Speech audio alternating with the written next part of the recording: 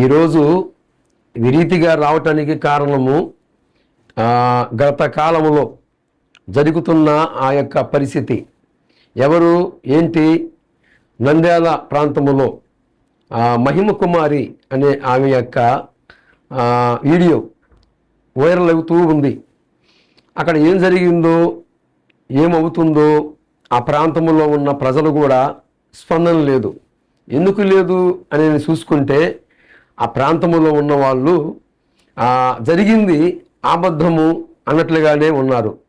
వాస్తవే, ఇది నిజం అంటానికి చాలా సాక్ష్యాలు ఉన్నాయి.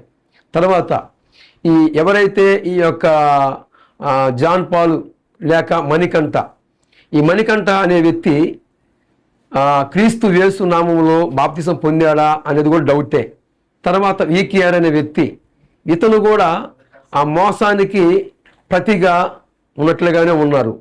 వీరిరుగురు, ఈ మణికంఠ అనే వ్యక్తి, వీకేఆర్ లేక విజయ్ కుమార్, వీరిద్దరూ క్రైస్తవ సమాజంలో నుండి వెలివేయబడటమే కాకుండా వీరు నీతిమంతులుగా ఉన్న, ఎవరైతే నీతిమంతులుగా ఉంటారో, పరిశుద్ధం కలిగి ఉంటారో, ఎక్కువ సంఘాలు మెంబర్స్ ఎవరి దగ్గరైతే ప్రజలు ఉంటారో వారి మీద నిందా ప్రచారం చేయటమే వీరు వృత్తిగా పెట్టుకున్నారు.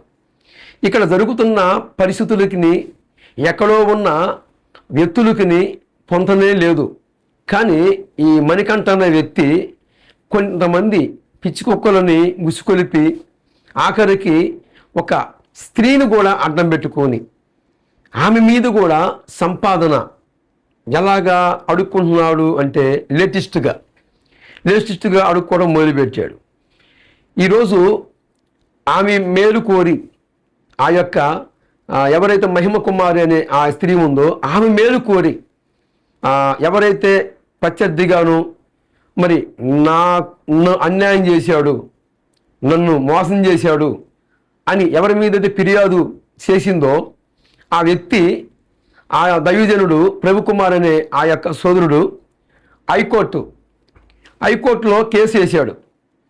నా వల్ల ఏదన్నా నేరం ఉంటే, తప్పు ఉంటే నేను దేవుని మాటకి లోబడతాను, నేను ఎప్పుడు కూడా అన్యాయం చేయలేదు, మోసం చేయలేదు, నేను ఎవరిని మోసం చేయలేదు కనుక నేను పరీక్షలోకి వస్తాను, నన్ను పరీక్ష చేసుకోనండి, మీరు ఎలాంటి పరీక్షలు పెట్టినా నేను రెడీ, సిద్ధమని అతను ఫస్ట్ నుంచి మాట్లాడుతూనే ఉన్నాడు.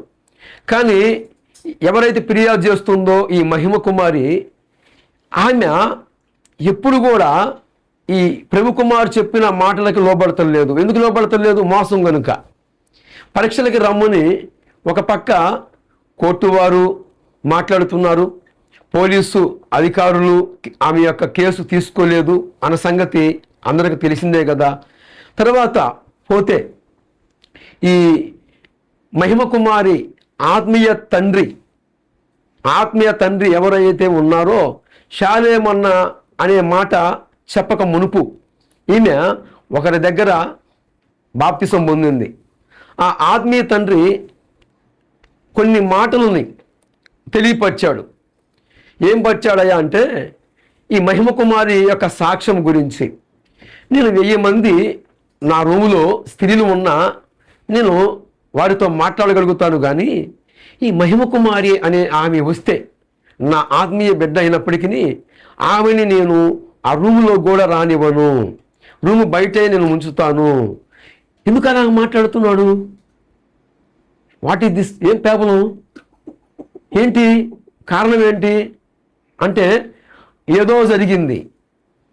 ఆ ఆత్మీయ తండ్రికిని ఈ ఆత్మీయ బిడ్డకిని ఏదో జరిగింది. కారణాన్ని బట్టి ఆయన ఏదో గమనించాడు. జరగరాని ఏమన్నా జరిగి ఉన్నాయేమో, అందునిమిత్తమే ఈ ఆత్మీయ తండ్రి ఆమె నుంచి ఒక సాక్ష్యాన్ని ఎత్తపరిచాడు, బయట పెట్టాడు. ఈ మహిమ కుమారి అనే ఆమె ఉన్నట్లయితే నేను రూములో ఉన్నను, రూములో నుంచి బయటికి పంపించేస్తాను. చూసారా? అసలుకి ఆత్మీయ తండ్రి ఏంటి?